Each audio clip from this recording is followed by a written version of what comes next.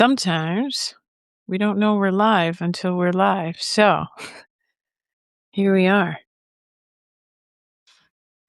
And I apologize for this. Oh, all right.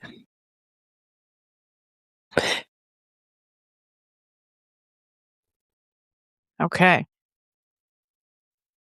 So today I wanted to share something a little bit more real. I shouldn't say a little bit more real because what I've been sharing is very real, but this is going to be a little bit more personal, let's just say. And it's really my experience of practicing this work uh, while life is happening. And so I'm gonna really be honest here. And so first and foremost, take a minute and tell me that you're here. Tell me where you're from. Tell me what you hope to learn. As we go through this transmission. Ah, it's going to be a great one. And so over the past few days, well, actually over a week, I have been navigating shingles, you know, everything that comes along with that, pain, the fatigue, all of that. I've also had to deal with the very, feminine PMS symptoms. And now I think I have a bit of a cold. And so it's just been a really interesting week. And I've also been taking medicine, which is something I don't normally do. And so during this time, I have also been practicing the mental diet. Now, I was over the 7-day mental diet, but we'll get into what that is. And really, what I noticed was truly fascinating within myself because when the body slows down, the ego gets a lot louder. And it's been quite an experience. So I just, again, we're going to just talk a little bit about this because a lot of times when illness shows up, it's really asking us to slow down.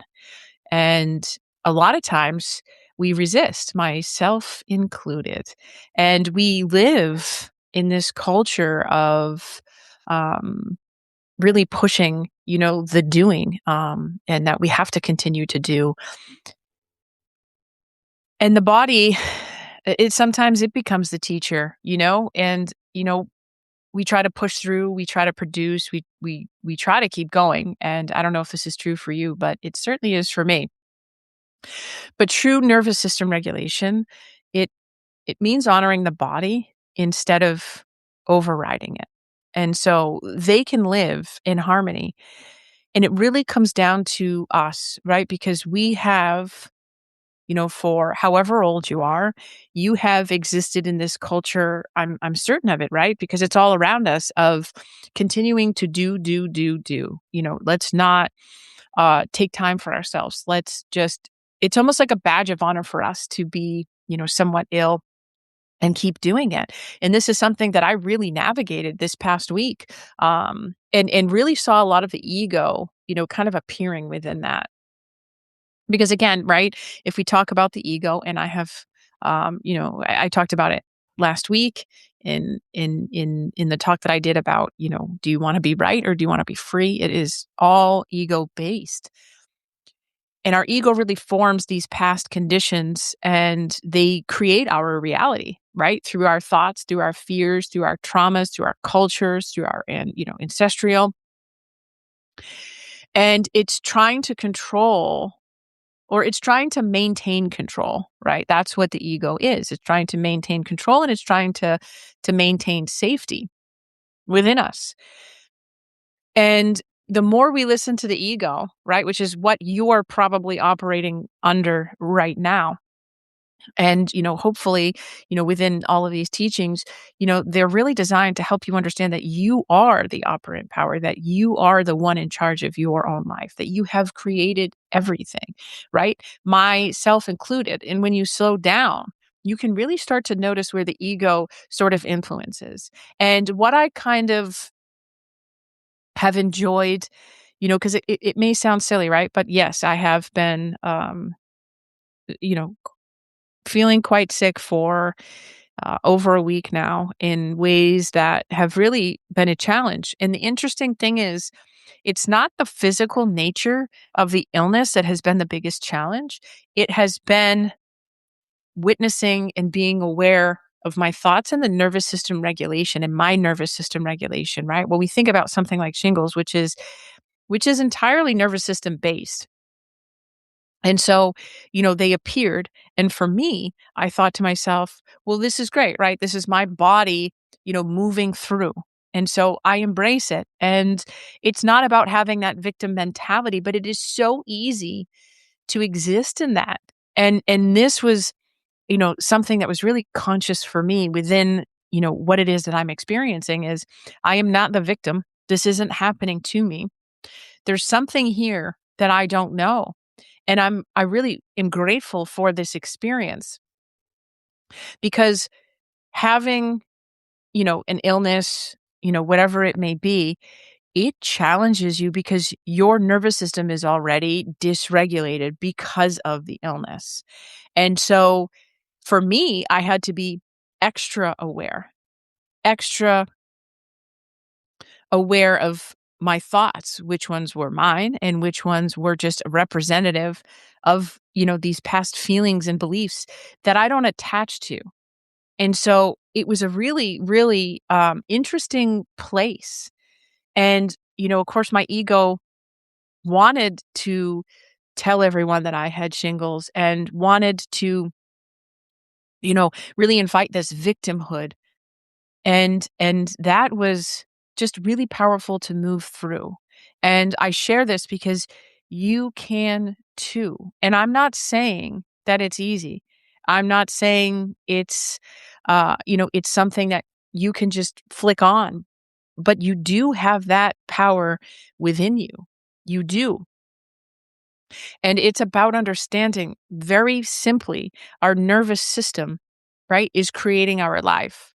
And if we're continuously coming from a dysregulated nervous system, then we're going to create from that feeling, from all of these thoughts and beliefs of we're not worthy, we can't have, we can't be, abundance isn't something that we can have. And you may not realize that you're thinking these, but they're almost these counter intentions that you're putting out there and you're attaching to as if they were your own. And so it's really about becoming aware of your thoughts and really sitting in them. And so, the other interesting thing is too, is that, this 7 day, so let me explore the 7 day mental diet. It is, you can Google, his name is Emmet Fox, and he was back, in the early 1900s. And the 7 day mental diet is for 7 days, really witnessing all of your thoughts and understanding and witnessing the ones that don't serve you, the ones that keep you in victimhood, the ones that are just these beliefs through our culture, through the matrix, that come across, your thoughts, but you don't attach to them because they're not yours, and simply rejecting them and giving them back to the source. And so what that looks like is being aware of your thoughts. And you can, like I said, you can Google Emmet Fox. You can Google the 7 day mental diet. It's accessible for anyone to read, and it's quite beautiful. And Emmett talks about doing it for 7 days because if you can do this for 7 days, it will change your life. Your life will reorganize based on your thoughts because you are in control of them. And at that point, they will be positive. They won't be existing in this victimhood. And, the other key piece to the 7 day mental diet is if you have negative thoughts or these victimhood thoughts, that you stop and don't say, well, it's okay, right? That you stop the 7 day mental diet and restart it again. And so I was already past the 7 days really when the illness, started to be more apparent, and I still continued, and with the shingles and with PMS, because this is the interesting thing. A lot of the spiritual teachers that I follow, they are men, and so to witness this through this female body and have things like perimenopause, menopause, have, be able to hold, you know, PMS, things like that, because, any woman who's experienced that can understand that it sometimes throws us off kilter in ways we can't even describe. And so it was really divinely orchestrated for me to experience that and to understand where my power is in that, because we have to be challenged. Like, I have to be challenged. You have to be challenged. We are constantly challenged because that is how we evolve. And, you know, a big part of, the last few days has been really witnessing my reactivity and being really, really aware. And so that means, right, catching myself when I'm reacting, the same as you, is catching yourself when you react. And you may still react, myself included. It's about also witnessing why you were dysregulated and quickly coming back to a regulated nervous system, coming back to your true self, coming back to that sovereignty within you without letting that story take over, because it's so easy to allow that story within us from our ego to take over because it is the threat. It is a feeling of threat. And so, sometimes I think I'm calm, right? Sometimes you think you're calm, and we want everyone to see that, right? Because we are the calm ones. This especially happens in relationships where we want to show the other person that, no, no, no, we're the calm one and you're the dysregulated one. We may not use those words, but that is the reality of it, because that's ego based, because our nervous system is dysregulated. And when you want to react, reaction comes from a dysregulated nervous system because it wants control. And what I noticed was not that I wasn't devoid of reacting, because there were a few times where I was more reactive than I have been in the past. But the power was also in returning back to center. Just the other day, I think it was Saturday, through an interaction with my partner, I mean, I felt my nervous system becoming woefully dysregulated. And I witnessed it and I sat with it and I became aware of those thoughts. And one key line for me that I used was, I am aware of these thoughts. I am the one aware of these thoughts and not attaching to them. And when a thought that would come that would be combative, that would fuel a narration of myself being the victim or myself being right, I rejected those thoughts and simply gave them back to God, gave them back to the divine. And in practice, it was a thought came through my awareness and I wasn't attaching to it. And I said, no, I reject this thought. This is not mine. And I give it back to God. I give it back to the divine. Thank you. And on Saturday specifically, it felt a little bit more constant for me to have to do this. But this is the work. This is the work to try on. This is it. And after you react, it also is, how quickly can you rebound? How quickly can you come back to yourself? How quickly can your nervous system come back to safety without your ego influencing all of your decisions. And what do I mean by that? By reacting, by trying to tell the other person whatever the situation. It doesn't even have to necessarily be a person, but you were not the victim of it. And so I created everything in my life that I've experienced, including the shingles, including the PMS, including having a cold and all of that. And so instead of resisting it, it's, how do I come back to my true north? Because these other outside circumstances aren't going to shift, right? And the more that I can be in that loving state within myself, that's where the power comes from. And, the ego is such a wonderful, it's a wonderful protection mechanism for us. And it wants to keep us stuck, but not in those words. And so you have the power. You have the power. And that's why I'm sharing all of this, because you do have this power. You can reject these thoughts. You can be the one who witnesses these thoughts. Is that something that you would like? Is that something that you would want? Like, would you want to, if you react or, when you react, that you can come back to your true north very quickly? That you don't have to continue to exist in the narration of the victimhood, of you being right, of you trying to assert yourself, you know? It was really funny because yesterday I reacted over laundry. Like, quite simply, I reacted over laundry. My partner wanted to do laundry. I was already gonna do laundry. And instead of just allowing, I was like, "No, actually, I'm the one that's gonna do laundry." And after that, I sat with that and kinda laughed because that was my ego. That was my ego wanting to have a conflict because I didn't feel good inside.